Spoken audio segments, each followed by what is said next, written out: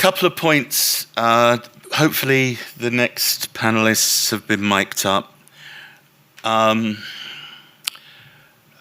Housekeeping that wasn't mentioned.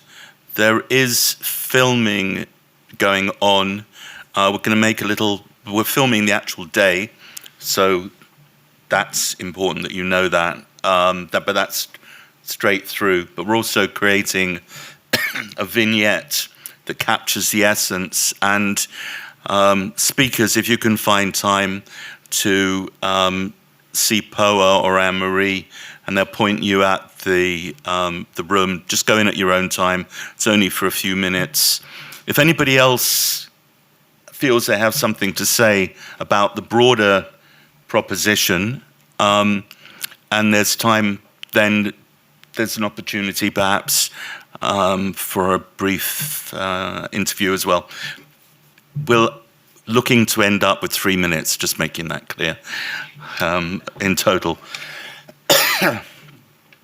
Going back to what Alex was saying, she's right. I mean, when we met, I ran marketing communications businesses, and that's what I've always done. And we were innovators. We worked for 10 years for News International. We ran their loyalty programs and innovation, and also for the likes of Harrods and Galeries Lafayette in France. And we were always on the cutting edge. And it's very difficult being on the cutting edge to be sustainable, because you're constantly having to prove to clients what is the right thing to do. They will go, this is absolutely fantastic, but actually, has it been proven? Well, we're going to prove it together. Yes, but has it been proven? Have you got the evidence, right? And if you want to scale something, that is matter of course, ever more so today, when people are and businesses are naturally risk adverse. So that's really why the standard is so critical, because it creates the safe space that people, organizations, innovators can build from. You understand? It's really fundamental. Now, this is going to happen. This is an ISO global standard. It will take root. It will take several years to reach that point. Those who are brave enough, those who can see beyond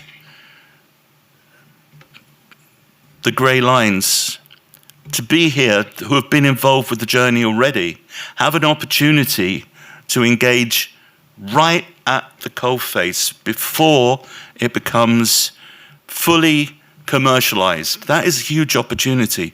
Whether you are a developer or whether you're a researcher, we've got researchers here, because our consortia, our ecosystem is deliberately private and public, with a lot of great academics.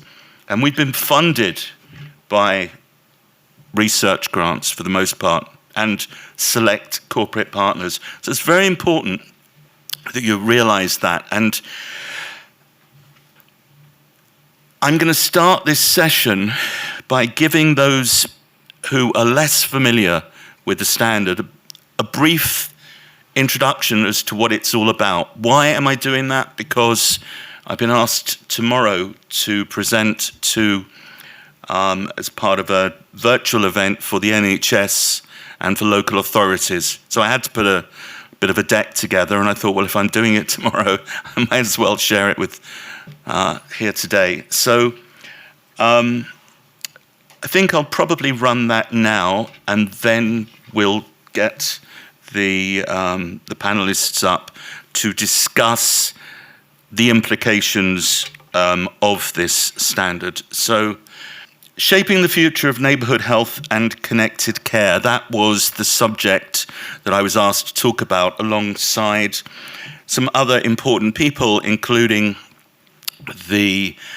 head of the NHS app and the director for digitising social care within the NHS. Did you know there was a department called Digitising Social Care?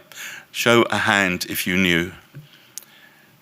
A very small fraction within the room knew that. I didn't know that until they called me about 3 years ago and said, we are a department called da-da-da-da-dum. We've heard about you. In fact, it was Richard. Richard facilitated the introduction. Come to think of it. And so the consequence of that was they were developing this approach to digitizing social care. And ideally, they wanted it standardized. And we were closing in on one phase of the standard.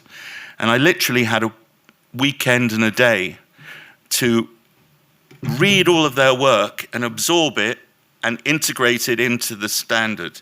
But it was so important that we did.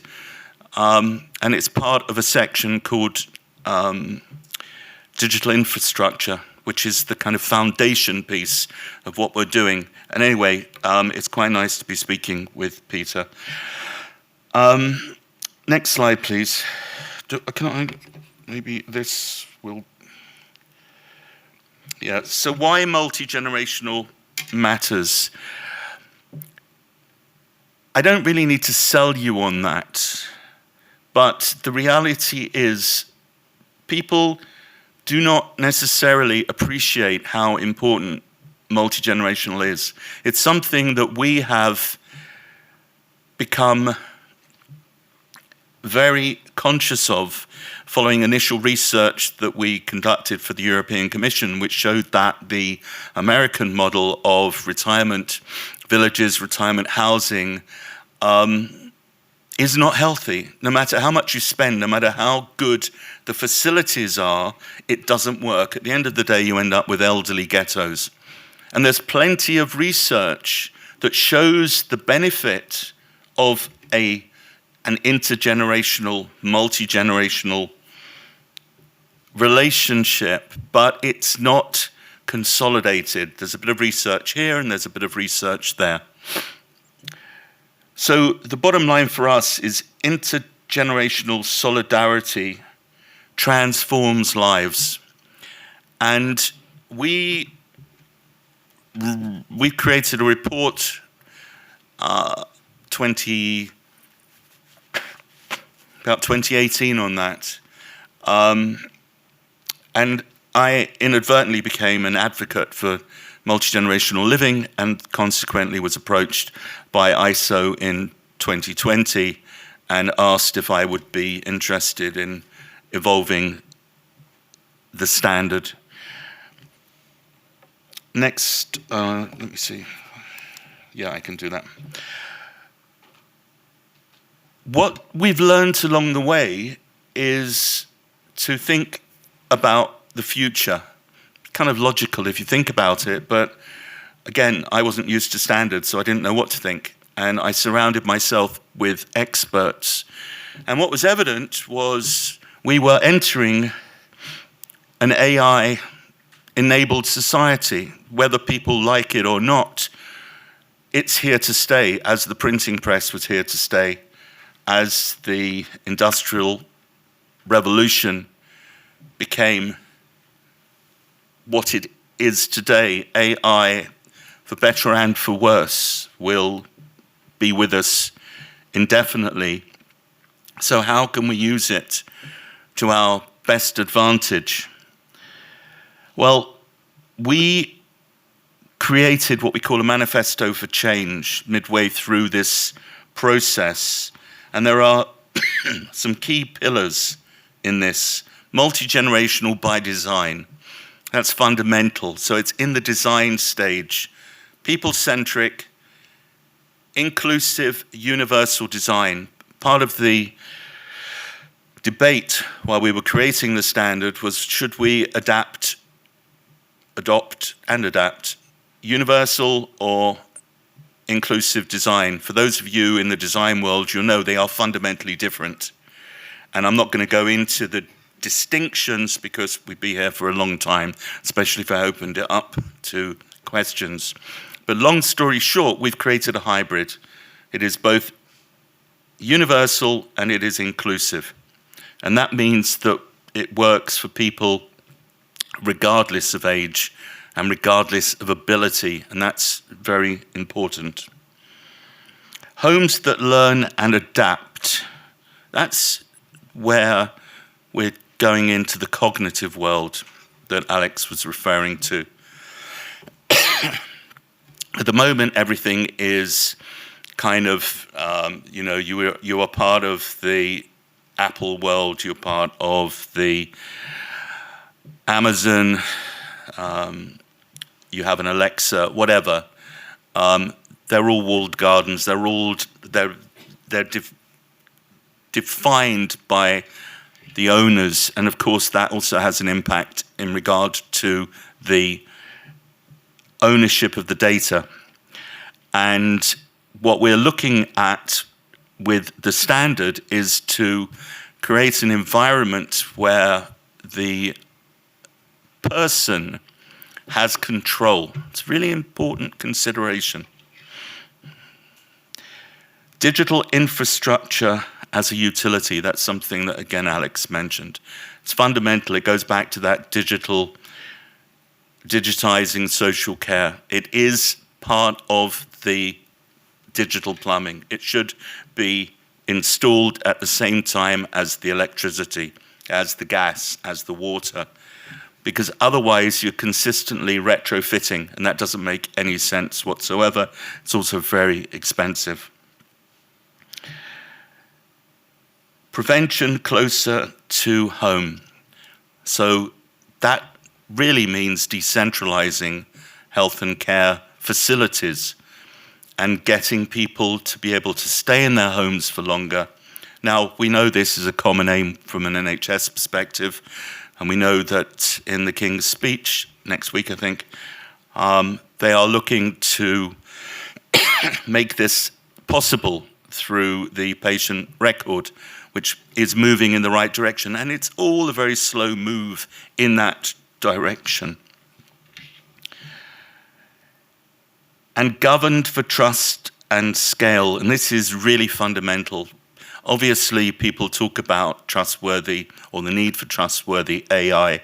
And so the standard has both sides of the coin. It has the innovation pushing forward, but it's very, very fixed on security, privacy, ethics, resilience. You'll be pleased to say, even from here, I'm not going to read this one. We will share the slides afterwards, but I wanted to kind of capture the complexity. We are talking about a connected system of systems. And unfortunately, Professor Washington Oching from Imperial couldn't be with us because of a death in the family. And he has been with us for the past few years. He is our lead technologist at a research level, but way beyond, because he's captured the vision. He knows what we're trying to achieve and is helping to deliver. His Department of Civil Engineering at Imperial College London are leaders across the world in regard to systems engineering and resilience, and we have members of the team here today, I'm pleased to say. And we are looking at how to balance that innovation with the resilience, with the security implications. What does that mean in terms of a system of systems? And as I say, I'm not going to go through this because it would take too long, but it gives you a sense of the complexity, which is important. So to summarize on this particular slide, what we're doing is working together to deliver better lives, better outcomes, better value, resilient places, and stronger connections. Sounds pretty good, doesn't it? One of the things that at a micro level is very important are devices that will remind people to take their prescription, their medication, which I could have done with this morning because, as you'll see from me blowing my nose, I forgot to take my hay fever tablets and others. That was an aside. Here is another interesting slide that you cannot see the detail, but I wanted to show that what we're creating with part one is a foundation for integrated health and care. There is an aspiration for integrated health and care, but actually it's very, very complicated. How do the pieces hang together? Again, AI can make a difference. Technology can allow that to happen. And so what we have here shows that at the base we have the digital plumbing. Sitting above that in terms of the stack is the trusted governance and security. Then interoperability and integration, shared data and insights, and coordination of services. We're talking about at the top, in terms of the here and now, digitizing social care. What can we do to actually make it easier to support older adults? Now, when I say older adults, it's not exclusively older adults. There are people in the community who are not elderly, right, who do need support. And there are carers who are caring for people of different ages and different abilities. So inclusion is critically what this is about. And we don't have all the answers. What we're doing is creating the scaffolding, if you will, to allow others to create the solutions. But these solutions will be validated. They will be certified in due course, because you have to create an environment that is safe. So we become when I say we, the intent is to become and to enable the safe space, if you like, with a public service agenda.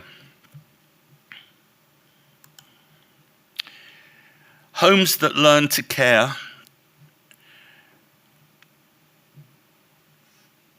Homes that learn within neighbourhoods that care is the real way that we're looking at this. So the home itself, the cognitive home, has the means to actually monitor your progress, the people, and it's not intrusive. It is a partnership, if you will. And at a cultural level, it might still sound a little bit concerning. 5 years ago, if I'd said this, you'd have gone, you must be joking. Who's going to want cameras in their home looking at people? Well, it's not cameras. It's very passive monitoring, and it's predictive, and it can predict falls before people fall over. And that makes a huge, huge difference when applied at scale. And we're talking about home hubs. We're talking about virtual wards and remote care, which takes the responsibility away from the hospital, away from the institutional environments, where possible, to provide that support closer to home. Specialist services can be developed within this ecosystem. Community assets and neighbourhood health hubs, which will enable health centres which are not identical to GP surgeries today. Maybe they're a cross between those and health clubs. Again, we're not being prescriptive. We're creating the art of the possible. And to realize this, we've been working behind the scenes with a number of partners, both academic, such as Imperial, as I mentioned, UCL, who you'll hear from, the Bartlett School for Sustainable Construction, number one in the world in its own field, looking at the environmental considerations. And Professor Chrissy Koo, who I saw earlier, are you here? Maybe she's stepped out, but she will be here. She has been conducting research looking at robots and people's relationship with them in the home. So yes, it's early days and we aren't really thinking about it, but how is a home fit for purpose for robots? What happens when a robot is wandering around in a home? These are parts of the thinking process. So we're looking at it from a research perspective, in particular with AI. We have a partnership with Fraunhofer, which is a big research institution in Germany, and industrial-scale partners such as InterSystems, sitting right in front of me, who are going to be talking more about NOAA, which stands for Neighbourhood Open Health Architecture, a little bit later. This gives you an indication of how NOAA works in the community. Again, it's just a taster, and you'll hear more about that from our friends at InterSystems later on. Governed for trust, as I said earlier on, again, fundamental. Security, governance is very much part of the equation, because if you are looking to provide an older parent with some kind of solution, then you're going to be very conscious, not just for yourself, but for them, that what you are offering them is safe, is fit for purpose. So that is very much a critical part of the equation. Built to learn and scale. Technology is evolving so quickly, there's no point in creating a standard that isn't agile enough to adapt across the life course. Really important. This is not just for end of life, it's not just for older adults. It has to start from the beginning and run through the whole life course and allow the adaptation as you go.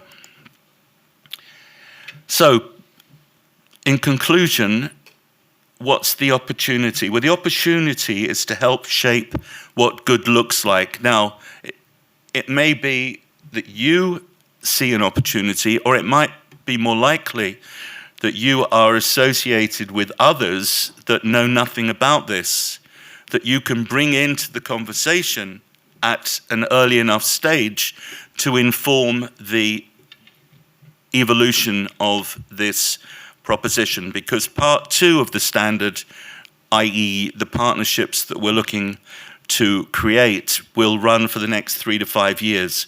It's not something that happens overnight. So we're looking at those relationships to flesh out part two.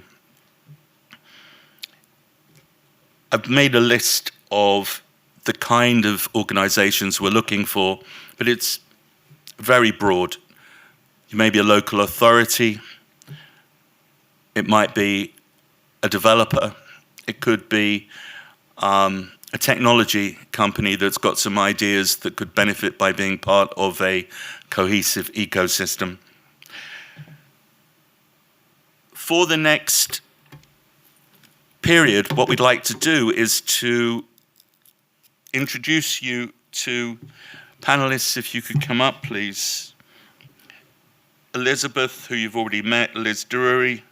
Lisa Wilson, who is the Integrated Director of Commissioning for Adult Social Care for Greenwich. Cara Camfield, who is from Stone King. Ladies, could you, there's two. Oh, there you are, Lisa. And David Orr, who is the chair of the Clarion Housing Group. So if we could start with Liz, just to set the scene, in terms of how you see it working from a Age UK London perspective, please. So we've come in really looking at it from that older perspective. I mean, we've got 1.4 million older Londoners, and that is going to get bigger. So London is the fastest ageing city in the UK, and we need solutions to support that. And at the moment, I think we could be doing a lot better and thinking about it a lot more. So certainly for AAA London, that is where we're looking. And from my perspective, as I've mentioned before, I love this vision.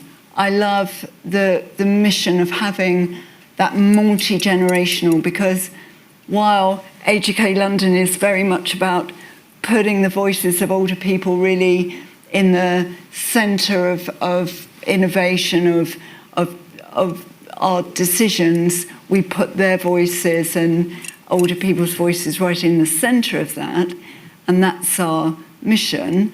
For me, having that multi-generational aspect to it is so important.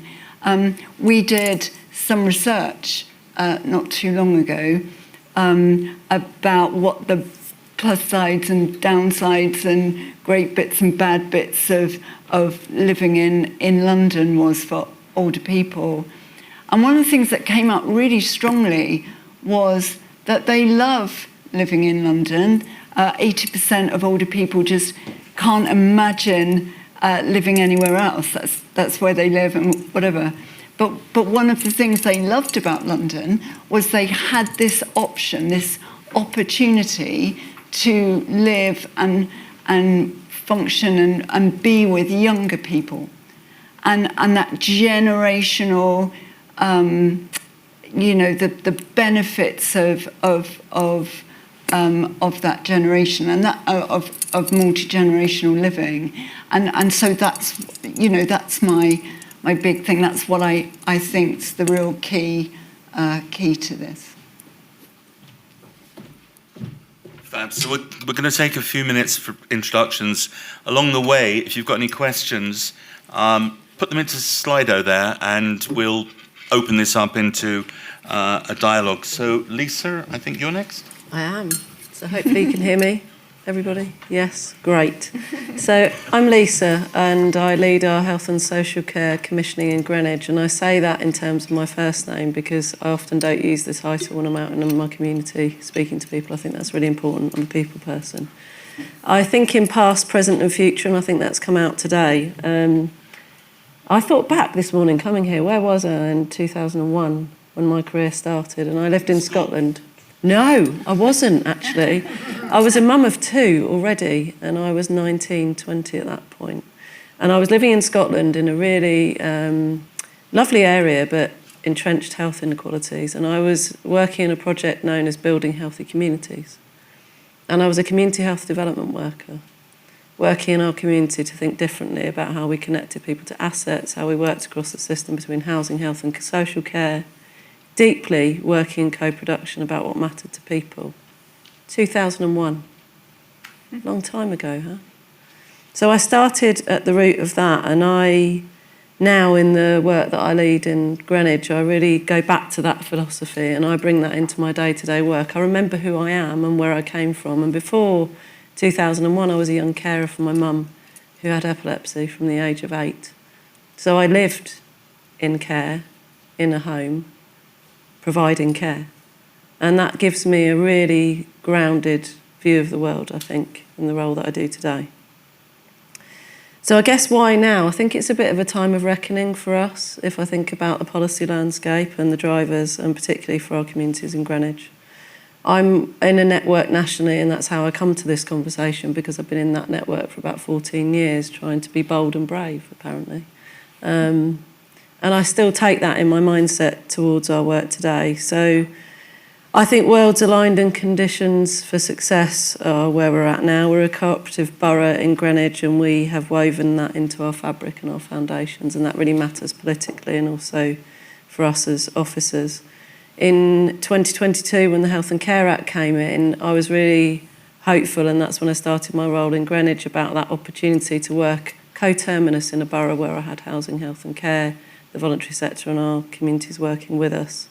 I'm the Senior Responsible Officer for our Ageing Well commissioned and partnership-related activity in our health and wellbeing strategy. So I have the benefit and the pleasure of working with Age UK and others. We have not been derailed by the NHS changes, so my team remain largely intact, at place, close to the people where I believe it's best. And our commissioning and our policy transformational operational landscape, wisdom from those operational leaders in our communities, investment partnerships, procurement levers, all of that in that melting pot right now. I believe we've got a duty, social justice and a moral imperative. And I think we've got better together than we do apart. So in Greenwich, we're moving forward on that landscape anyway, regardless of the ISO, but I think it brings us that great opportunity with really honest leadership. And we're working with our local care partnership not to be deleted, to become a committee of something bigger at a wider system level. We're actually working to build better partnerships together and something that gives us that opportunity for the future. That's hard work. It's human relational work in a policy landscape, which is difficult.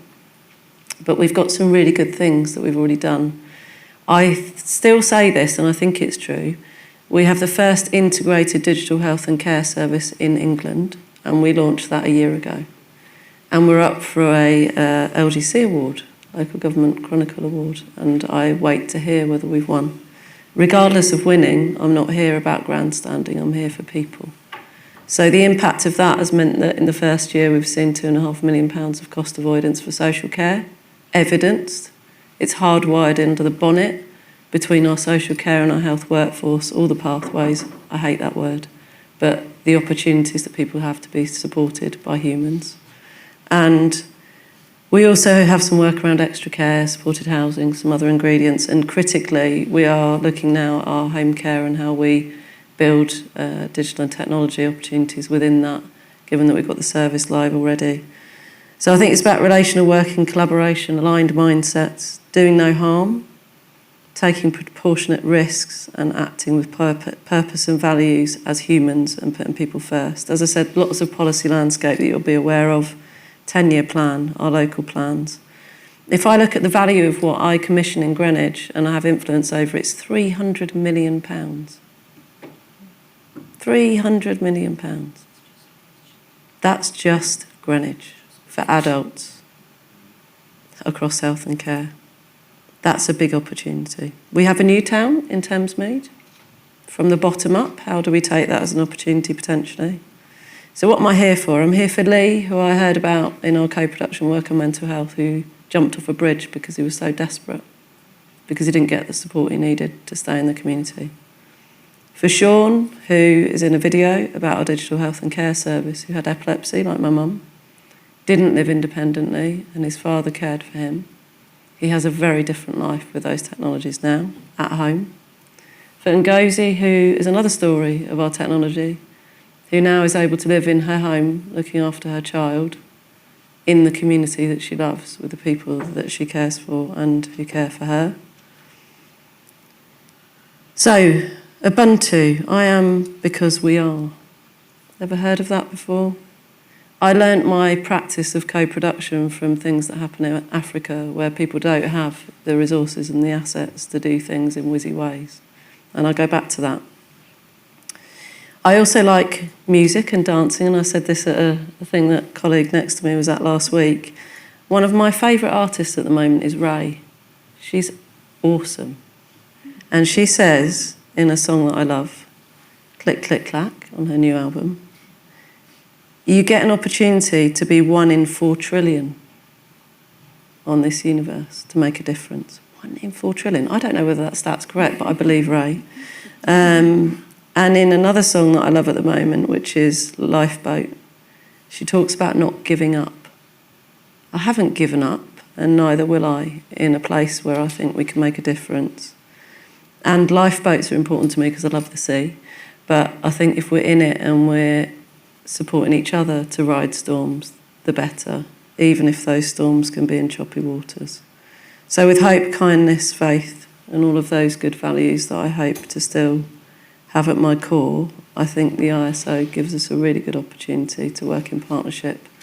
And I'm delighted to come here today. I happened to meet Washington and Ian in what they described as an interview. It was actually a really nice conversation, but what I was saying was we have to respect the foundations of our communities and what matters to them. And if we come in to do partnership work, we have to respect the foundations and the partnerships and the value base that's there. So if we are to go ahead and demonstrate something as part of this vision for the ISO standard, I come at it with my colleagues with that respect at the core and the partnerships that we've already built and the ones that we have underway. But people are excited. They're already excited, but I think this sort of thing can build another set of fires that we can light together. And I use this analogy as well. I think if we can do that together, we can be warm and not out in the cold. Because I don't like leaving people out in the cold, least of all our communities.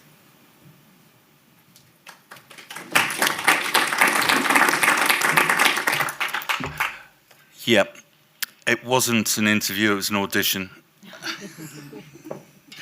I'll tell you the story because it's a good question. The first question up there is a really good question.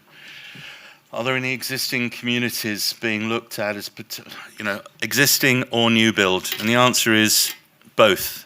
And last year, Nick and I were approached by a number of local authorities that came. We had quite a few here. And one in particular wanted a meeting, and we agreed. And they had every department, heads of department, including housing. And we were literally interrogated. And the person from housing had not got the slightest idea what we were talking about. And it's very difficult for us to explain, because even having this conversation with you guys, it takes some explaining, doesn't it? And so the consequence of that is, yes, it's easier to talk about new build because we're starting from scratch. And we have the benefit of some experts who can help and have helped to pave the way in terms of a blueprint. But when it comes to existing, long-standing local authorities, there has to be a cultural alignment. And Kira, our next speaker from Stone King, her company is working with Greenwich. They knew what we were doing and reached out and said, would you be interested in working with Greenwich? And Greenwich is a very progressive council. They've done a lot of firsts, and it's not too far away. And it was like, yes, we would be very interested. Okay, they want to have a meeting. Okay, fine, we set up a meeting, and it was going to be online, and then 3 days beforehand, no, we need you in Woolwich. But I thought it was Greenwich. No, it's Woolwich. Okay. And it was an audition. I went there, and I knew I was singing for our supper in the nicest possible way, because what we're talking about here is potentially very disruptive in the most positive sense. And it goes back to that point I made earlier on about innovation. Nobody wants to be the first over the wall. Everyone wants to be seen to be the first, but they don't want to be the one that takes the risk. So these guys were very, both protective, but also very generous in terms of explaining their own thinking process and how it aligns with standard. And so consequently, we organized a workshop at Imperial for about 4 or 5 hours a few weeks back, which has got us to this point. But it is a slow but sure scenario. We are paving the way for other local authorities, and my presentation tomorrow continues that process. So good question, good introduction to Kira in terms of where does Stone King fit in this equation? Thank you, Ian. So my mantra before I kick off is progress happens at the speed of trust. And I carry that around everywhere with me, because ultimately all of this is fundamentally about human relationships. So really lovely to be here today, and thank you very much to Ian and to Nick for having me. I'm Ciara, I'm a partner at Stone King. We're very much about social impact. So most of my work is around public services and public markets. And what we do at Stone King is we integrate law with consultancy, our public service consultancy. We don't see them as two separate things, and we see the beauty of really bringing those things together in order to really help our clients achieve outcomes and real societal impact, and that's really important. I'm a really naughty lawyer, right? So you don't find that many of me around the place. Lisa's a bold commissioner. I would call myself a bold lawyer. And I say that in the nicest possible way, but it's really about law is there to protect, but it is also should be used as a great enabler. And I can't tell you how frustrating it has been throughout my career to see this kind of awful process, linear thinking in terms of the application of the law. And so what we do is I'll give you an example. When it comes to public procurement, I happen to be given that as one of my subject areas. That's you, Ciara. I thought, are you joking me? You've given me public procurement. Like, look at this legislation when I was quite young. And then I applied my mind to it and I thought, God, this is the lever of social and economic possibility.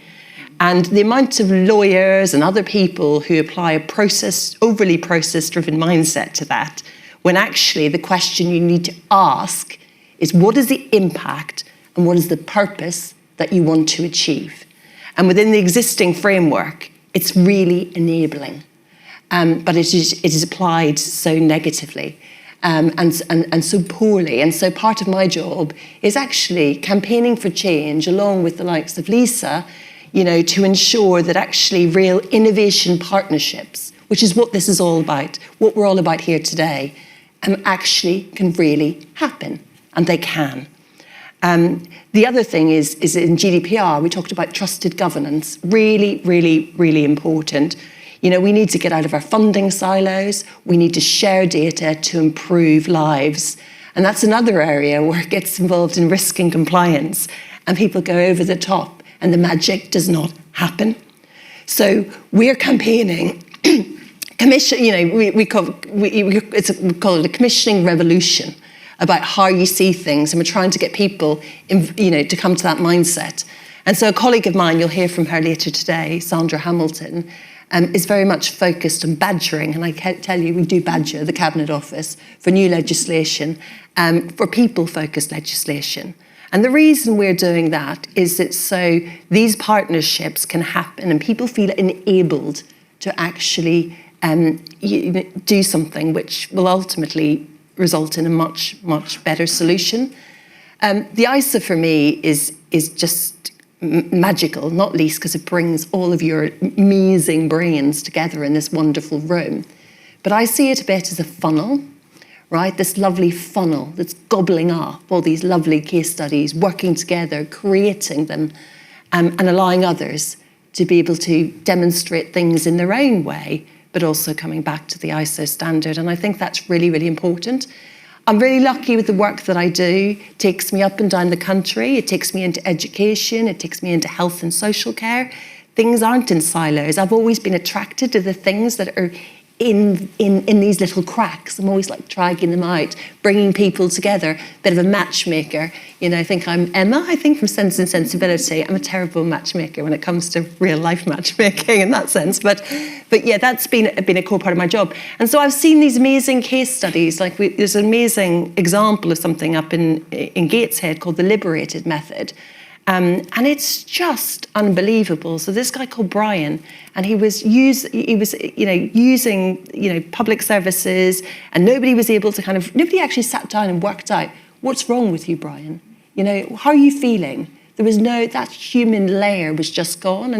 And so what they started to do with technology was actually look at those kind of communications and actually really focus on the human and actually it really changed the game. And in terms of public services, he became a contributor to the economy, where he started off. And that was just really putting him on the right pathways and ensure that proper communications, and that there was a shared, trusted governance platform amongst a number of public service organisations.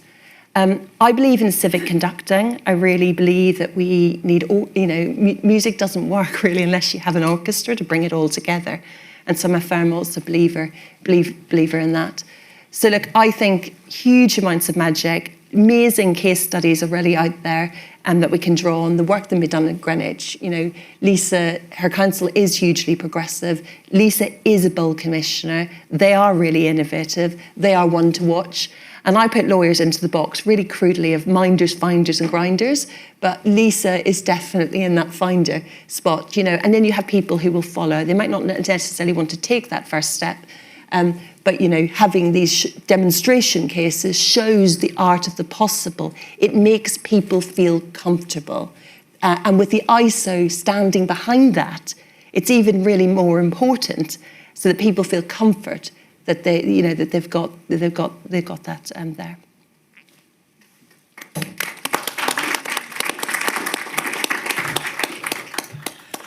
Thank you very much. And as chairman of large-scale development and social housing organisations goes, David Orr is unique and very inspirational. So I'll say no more. You've got a presentation? Yeah. I am famously the person who doesn't do PowerPoint. So I've got a PowerPoint presentation for you. At the last moment. Yeah, well, I mean, give me a break. I'm going to talk about a piece of work that we have done in Clarion, which is now called the 5 New Giants of Opportunity. I hope by the end of this very short presentation, you will see the way that report and the work that it is now leading us to do, and the work that Ian has been doing and others on the ISO are exactly linked. They overlap, and I hope will lead us more or less to the same place. I have a terrible tendency to want to comment on what others have said. Can I just quickly say I agree with all of that. Especially Ray is absolutely brilliant, and her album is about hope. Did anyone see these Hungarian politicians dancing? Look it up. Look it up. They have just been elected, finally got rid of that awful Orban, and now they were dancing. Brilliant. We need more dancing in the world. Yeah, strip the will of anyone, anytime. What you were saying about lawyers, I've always thought that we fundamentally ask lawyers the wrong question. We always ask lawyers, can we do this? Wrong question. Right question, how can we do this? You decide what you want to do, and then you use the law to enable it to happen, not to be something that always gets in the way. And honestly, if you ask a lawyer, can we do this, you'll always get equivocation, because they do not want to be the ones that are making the decision. Anyway, not you, obviously not, because you're one of the, how can we do this, people? David, before you carry on, there's a question there for you. Maybe later.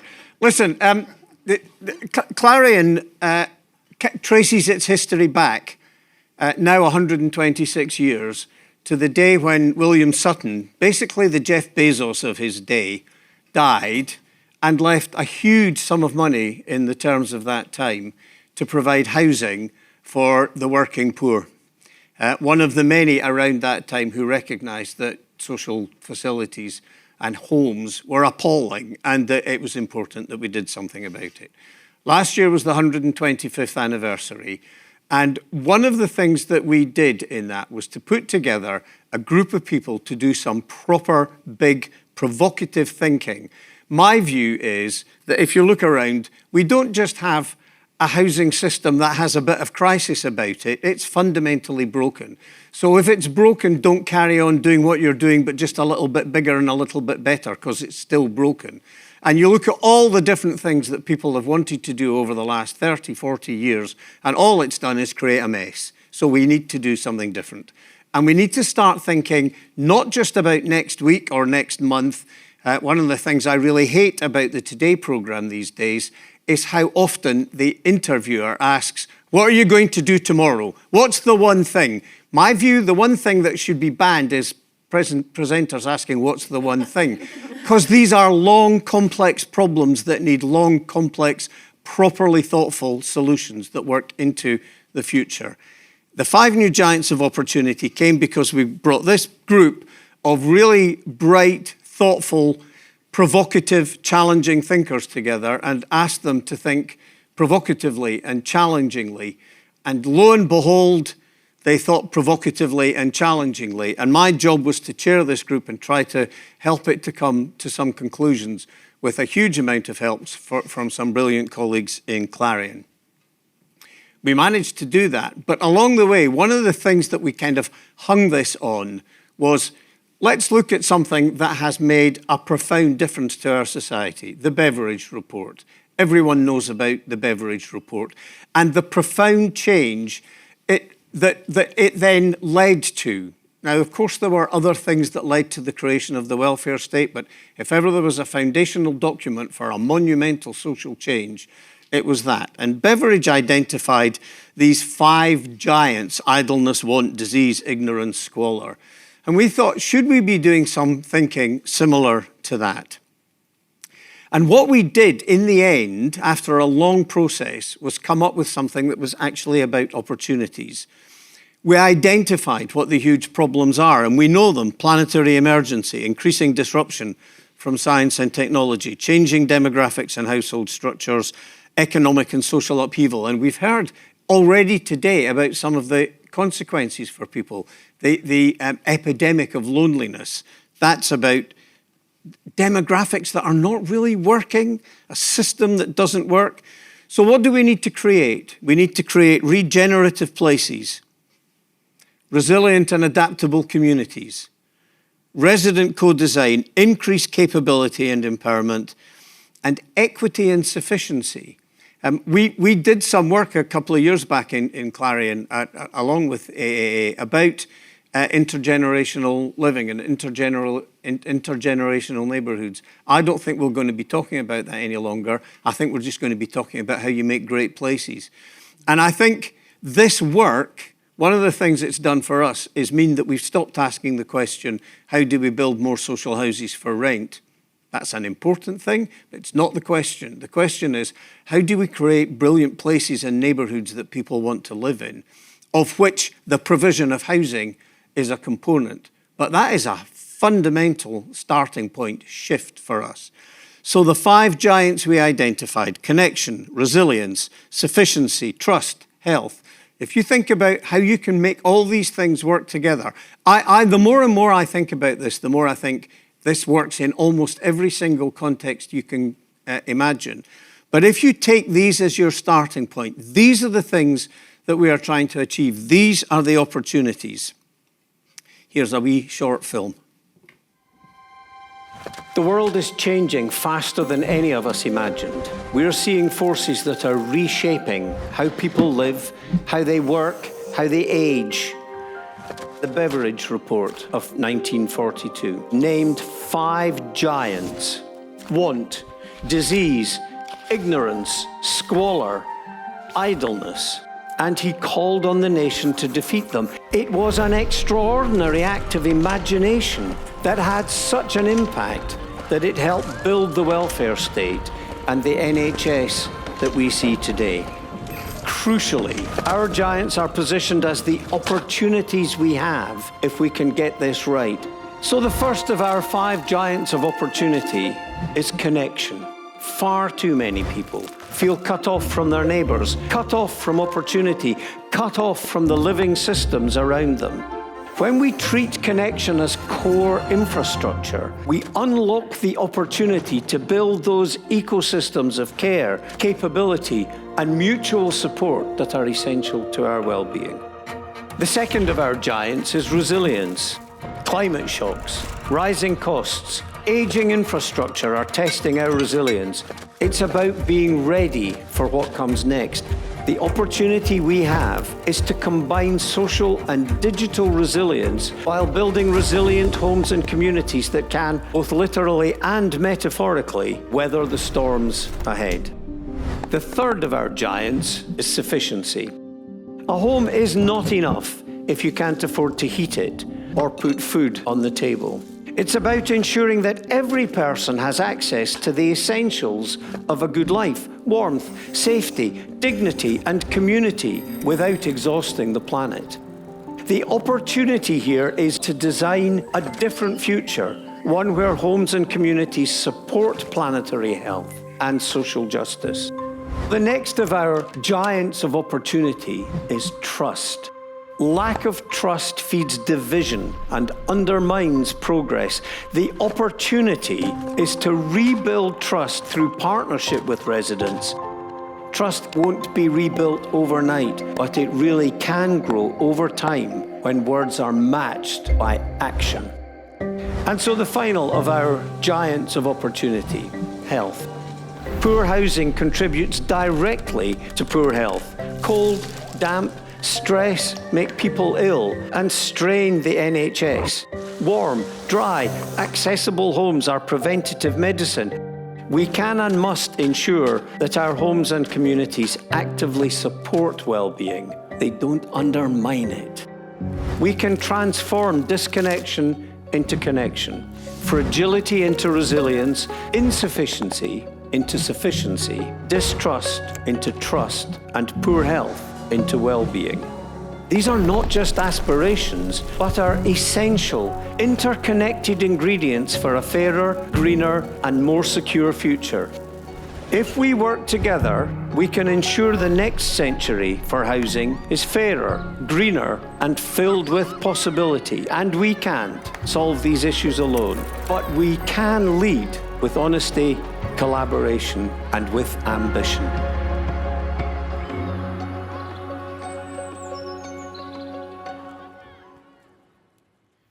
So, very quickly, as a consequence of that, we are fundamentally changing the way that Clarion approaches the world. We are changing our target operating model.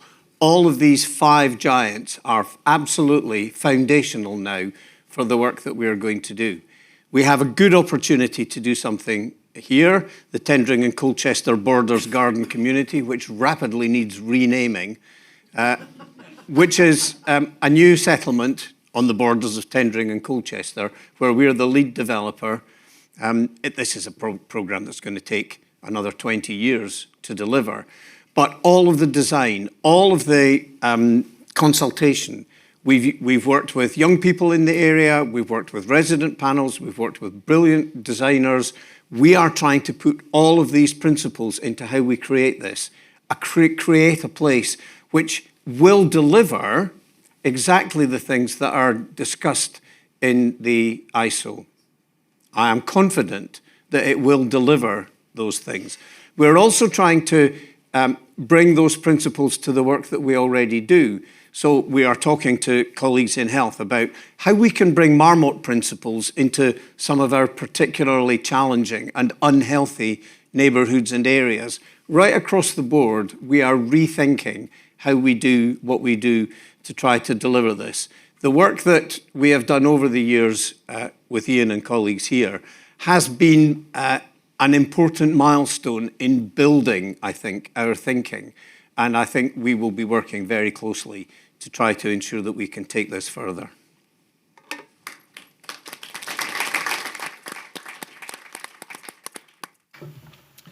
Thank you, David. That's a brilliant example. That has been a 6 or 7, I think, year relationship, very organic in its growth to get to the chairman, to be frank, because of the logic. And we don't have time for a lot of questions. I note, second question there, have we explored how this can be integrated with the new hospital program? No.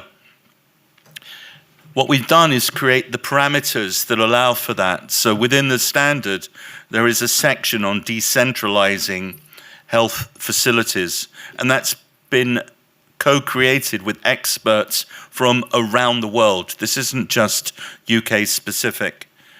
We have engaged pretty much any country you can imagine, including China, because they have an aging problem, and this is non-political. I spent a good amount of time over there, and I'm quite close to the director of the Beijing Technology Institute, who has informed the standard and is using aspects of it in terms of their own programming.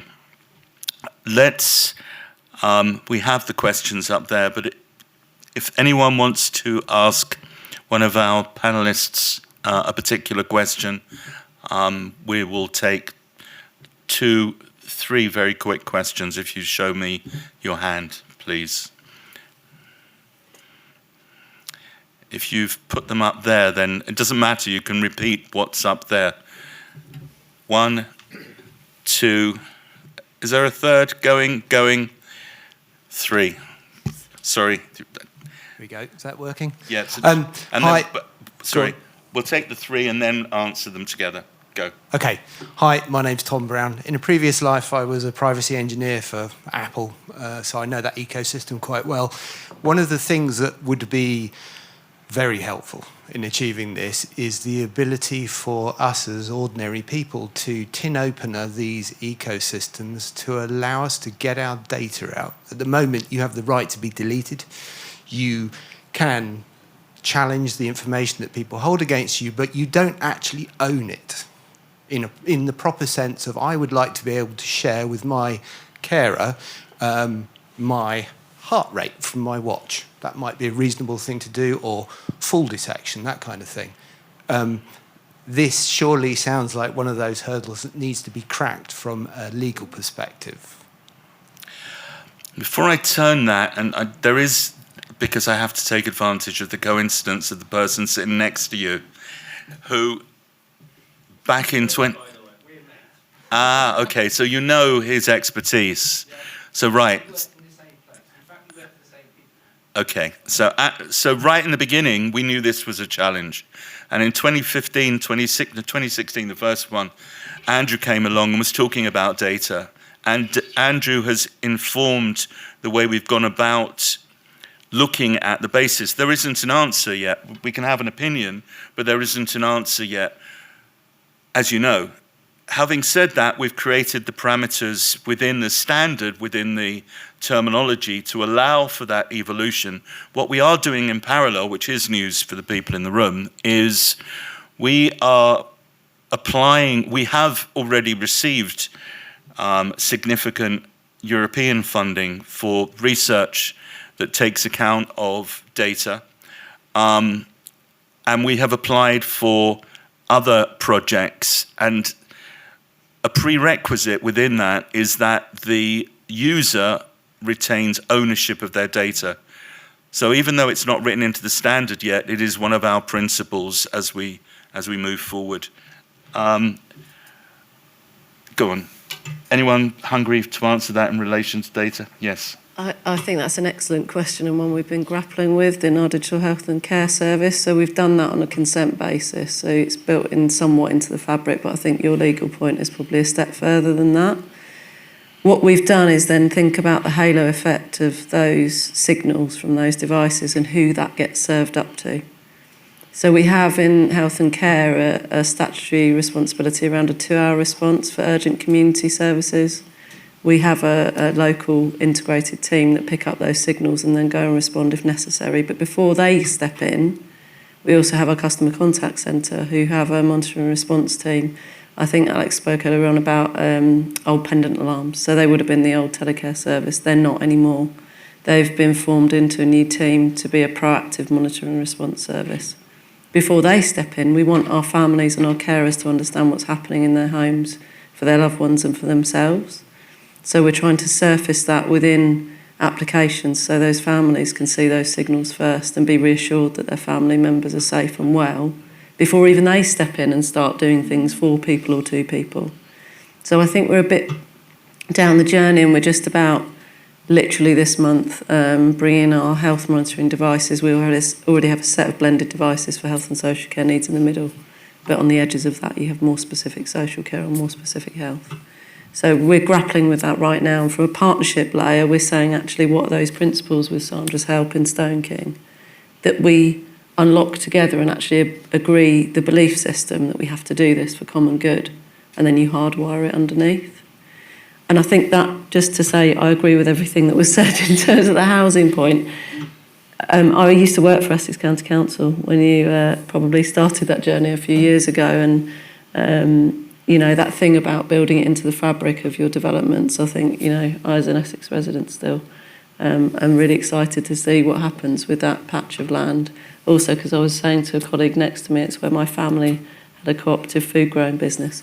So it's a weird magic connection thing today. But, you know, you sat up here and you go, oh, that's an interesting story. But that point about data and the fabric of the home and who gets that information to enable people to get out of their homes as well is kind of, for me, really important. And that consent base means that people, you know, with dementia have got watches on, they're able to get out in the community. How wonderful is that? So hardwiring it, principles and ethics and that legal stuff is absolutely critical. And Kira has so much passion for this, as you heard earlier on, and that's really important for us because this is a creative process. Writing a standard sounds dry and very hard work. It is dry and it's very hard work.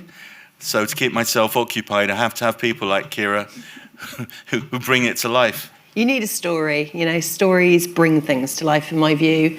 And just going back to your point around GDPR and data protection, it's so much more permissive than what people think. So it's all about trusted governance and kind of relational technology. And as long as we're using it for a common good, is the core thing that we need to ensure that we kind of hold on to and we progress and advance conversations so that if your lawyers or policy or law is a blocker, if it enables, you know, something magic to happen, you know, we need to be right at the core of that, ensuring that changes are made and things are adapted to, as I say, to make this ISA really come to life in the most beautiful way. But yeah, we get asked these questions all the time, and often people will give you a book says no approach to things, whereas you have to always look at an enabling way at what legislation is. And most of legislation is interpreted incredibly rigidly. There's an over-focus on process, when actually what we need to be thinking about, again, coming back to what is the purpose? And that weaves even into the work we do with our contracts, which we move away from the word transactional. Contracts should not be adversarial. They should be about partnerships. At the end of every telephone line are two sets of eyes. And so we build that into the work that we do. And so very much focused on moving from procurement to partnership, transactional to partnership. Fantastic. Because I want you to have your breaks, we'll come back to the third question, questioner to ask a question afterwards, because your question was too good, but we will take your question quickly to round it off. Thank you. I'm always a bit nervous with the term neighbourhood. Could you introduce yourself for context? Mazen Zeki. When I was a board member of a housing association, I remember before David Orr was director of the National Housing Federation, the Federation spent £1 million on rebranding housing associations as social enterprises. And after £1 million, the strapline created was in business for neighbourhoods.